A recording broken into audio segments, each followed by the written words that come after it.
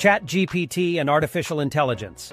Chances are you've heard a lot about these two things in the last few months, and it's for good reason. But what I want to talk about today isn't what 99% of people are talking about with this new boom of artificial intelligence hitting online business. There's an opportunity to make life-changing money, but if you don't listen to what I'm teaching you in this video, and if you don't implement it, then you're just going to sit on the sidelines and be left in the dust. So how do you take advantage of this opportunity that I'm talking about? Let me explain. If you're watching this video right now, you probably have some sort of desire to start some sort of software company in 2023, whether it's utilizing AI or whether it's utilizing no-code tools. And so as soon as I discovered ChatGPT and OpenAI, I knew it was going to make me a ton of money. First off, let me explain how ChatGPT can be used other than just asking it super basic questions. Think about software companies recently that have blown up like Lenza AI. This is exactly what they did. They leverage OpenAI's API to create their own artificial intelligence SaaS company or software as a service. And in this video, I'm going to show you how to do the exact same thing.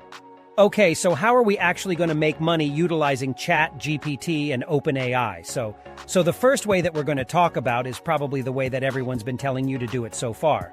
So let's get into that. So while everyone is telling you to start an SEO agency and use ChatGPT to fulfill the service, here's what we're going to do. We can do the same service. Let's say we're still trying to, target people that are interested in SEO, but instead we're going to repackage ChatGPT as our own software as a service. And we're going to do this by leveraging OpenAI's API, connecting it to a pretty front end that has a really nice user interface. And then we're going to refine and train the model to our particular niche. So let's say we wanted to do SEO for fashion brands. So basically what you would do is you would connect to OpenAI's API. You're going to connect it to a beautiful user interface. So I would recommend using something like Bubble.io, or you can use Software.io. They both allow you to create user interfaces. Bubble's a little bit of a steeper learning curve, but can look a little bit better. Soft is very easy to learn, and they also integrate. And so then what you're going to do is you're going to refine the model for a specific niche. So if you went to ChatGPT right now and you said hey, write me an SEO optimized blog for a fashion brand, maybe it's like a men's fashion brand woman, so you can make it more specific.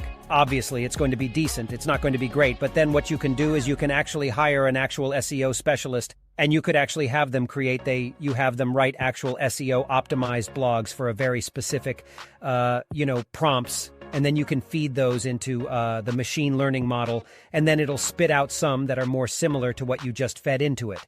And you can rinse and repeat this process until it gets to the point where it learns to create blog posts that are almost identical to the specialist that you hired.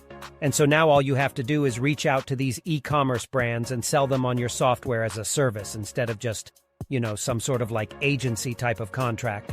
And now you're building an actual sellable asset. And you're going to be building monthly recurring revenue. And it's going to be in a much more leveraged vehicle now.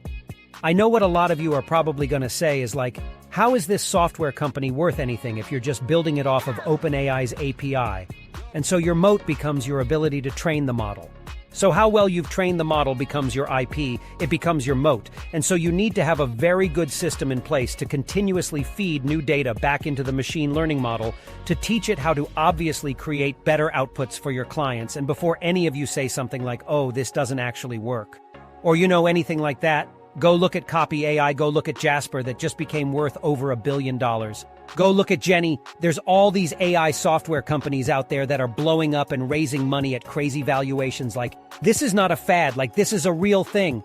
And it is going to be the future. And I'm telling you, so you can sit on the sidelines or you can join it and become a part of the movement. Now, the last piece of alpha that I want to leave you with is whatever your niche is. And we'll stay with the SEO niche since that's the example we're using. And again, you'll see Iman Gadzhi doing this. You'll see Ross also Brunson doing this. You saw Alex Becker do this, is they'll all use info products or courses, and they'll sell that on the front end to then use that to funnel people to their SAS products so you could sell either a digital course or a community.